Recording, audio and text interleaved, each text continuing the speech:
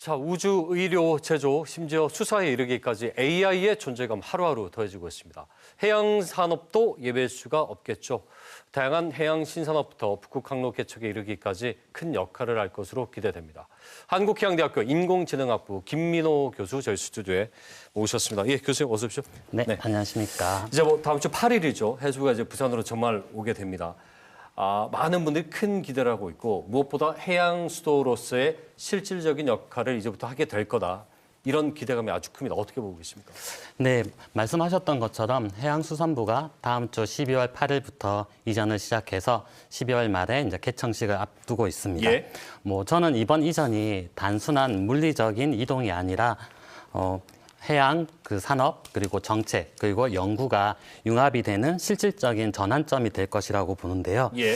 그동안 부산은 이제 해양 수도라고 불렸지만 실제 정책 결정의 중심은 세종에 있었습니다. 네. 근데 이제 이 해수부가 부산으로 오면서 해양진흥공사, 부산항만공사 등 기존의 기관들과 시너지를 낼 수 있는 그렇죠. 환경이 준비가 되었다라고 보고요.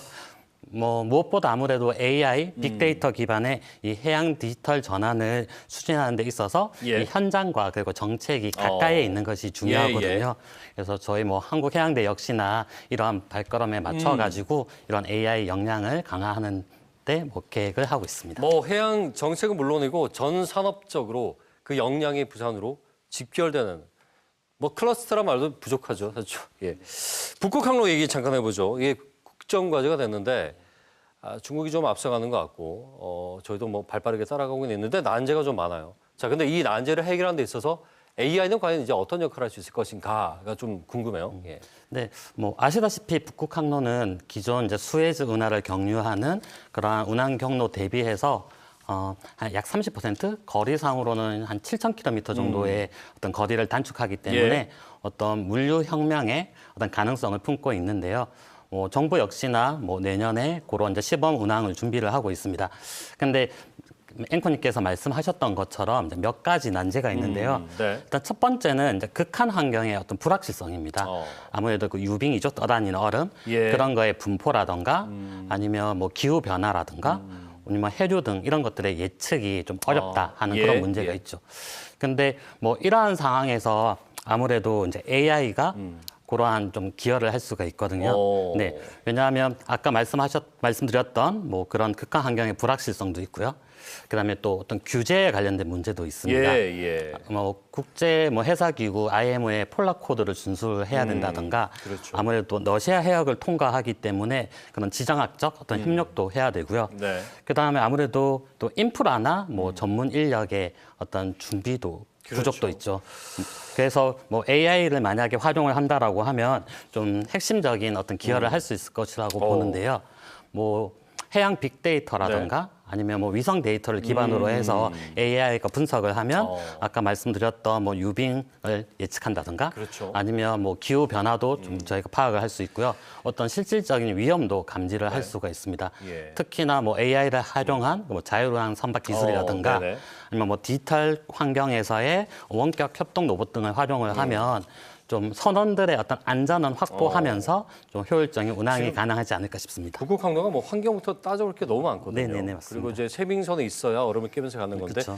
사실 인간의 영역을 넘어선 부분들이라 AI가 그걸 해줄 수 있다는 거죠. 그렇죠, 맞습니다. 해양 AI 모빌리티 대회가 있지 않았습니까? 예. 이제 AI가 어떻게 해양에 전복이 되느냐 그 청사진을 볼 수 있는 대회였는데 어떻게 보셨나요? 네, 지난 11월 4일에 이제 제가 몸담고 있는 인공지능공학부하고 우리 대학의 이제 나이즈 사업단이 그 오션 X라고 하는 경진대회를 열었었거든요. 이게 이제 오션과 익스피리언스의 합성어인데요. 세 개 분야로 이렇게 경진대회가 열렸습니다.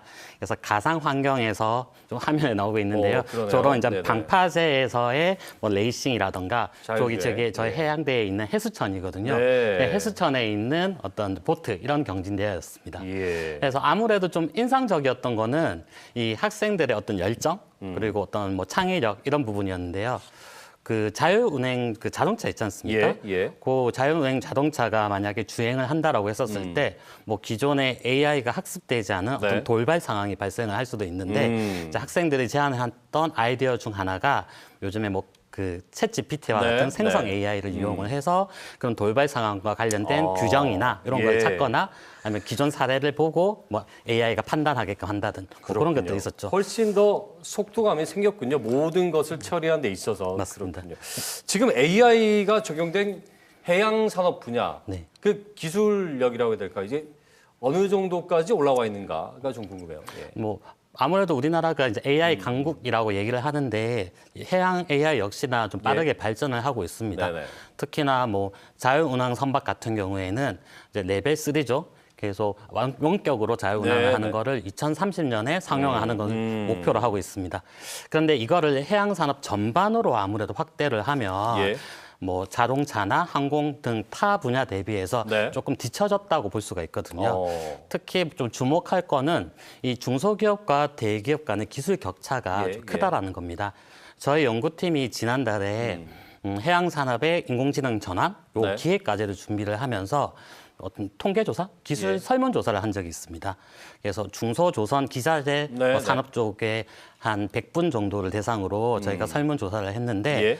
거의 한 70% 이상이 이제 단순한 그냥 컴퓨터 프로그램을 예. 엑셀이나 뭐 ERP란 이런 도구들을 활용한 정도에 그쳤고 예. 실제 AI 기술을 접목하는 뭐 회사는 거의 없었었거든요. 예. 예. 아무래도 뭐 어떤 이제 데이터의 부족이라던가 아니면 그런 AI 전문 인력의 어떤 부족이라든지 네. 혹은 예산 이런 이유로 특히 중소조선 기자재 업체 이런 쪽이 좀 열악하다고 볼 수 있습니다. 그렇군요. 예. 요거는 이제 중소나 그 관련 산업들이 뒷받침이 돼야 배후 산업들이 맞습니다, 뒷받침이 돼야 맞습니다. 속도가 붙겠죠. 네. 그 AI가 결국 이제 사람인데 학생들뿐만 아니고 관련 사업체에서 일하는 그 직원들까지도 지금 뭐 교육을 하고 있다고요. 네. 여기에 대한 설명 잠깐 해주세요. 예. 그렇죠. 요즘은 이제 평생 교육의 시대라고 하잖아요. 네. 워낙 기술이 빠르게 발전을 하다 보니까 뭐 재직자 교육 역시 중요한 축 중에 하나이거든요. 앞서 뭐 뉴스 꼭지에서도 나왔었지만 이제 나이즈 사업이 이제 출범을 하면서 네. 그 우리 대학 역시도 좀 이제 시의 예산을 확보해 받았고요. 그리고 이제 해양 분야 글로벌 리더십의 미래 해양 플랫폼이라는 어떤 비전 안에 이런 인재 양성들 아까 예. 말씀하셨던 뭐 재직자 교육까지 포함해서 네네. 진행을 하고 있습니다. 알겠습니다. 조금 뭐 구체적으로 말씀을 드리면 예, 잠시만요. 요 네. 좀 다음 질문 좀 제가 꼭 알겠습니다. 있어가지고 네. 그 선박이나 이제 항만이 따로 데이터를 관리하던 것들이 네네. AI 산업 시대가 되면서 이제 다 모든 걸 이제 총괄하고 네. 통합할 필요가 있다는 필요성이 제기돼요. 여기에 대한 말씀 좀 짧게 해주세요.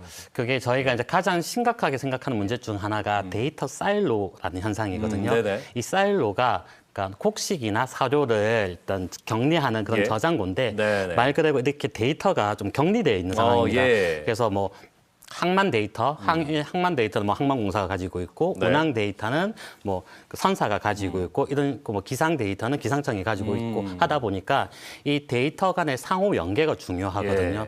예를 들어서 자유운항 선박이 접안을 했는데 그러면 일단 현재 항만의 어떤 상황이라든가 네, 네. 아니면 다른 배하고의 어떤 스케줄이라든가 네. 기상 등 이런 게 연계돼야지 최적의 의사결정을 할 수 있는데 그쵸. 그런 체계가 조금 부족하다라고 볼 수 있습니다. 그렇군요. 그러니까 사실은 기존에는 하나하나 일일이 다 확인을 해가면서 네. 맞췄는데 그게 포괄적으로 네. 관리할 수 있는 시스템이 생긴다면 네. 훨씬 모든 것들이 효율적으로 돌아갈 수밖에 없게 되겠군요. 그렇죠. 말씀하셨던 것처럼 데이터가 좀 표준화가 되고 그다음에 뭐 어떤 그런 공유 체계도 예. 만들어지고 하는 게 알겠습니다. 중요하다고 볼 수 있습니다. 아, AI 관련된 건 저희가 여쭤볼 게 너무 많은데 또 시간 관계상 오늘 여기서 정리해야 될 것 같습니다. 말씀 잘 들었습니다. 고맙습니다. 네, 감사합니다. 한국기항대학교 김민호 교수와 함께 얘기 나눠봤습니다.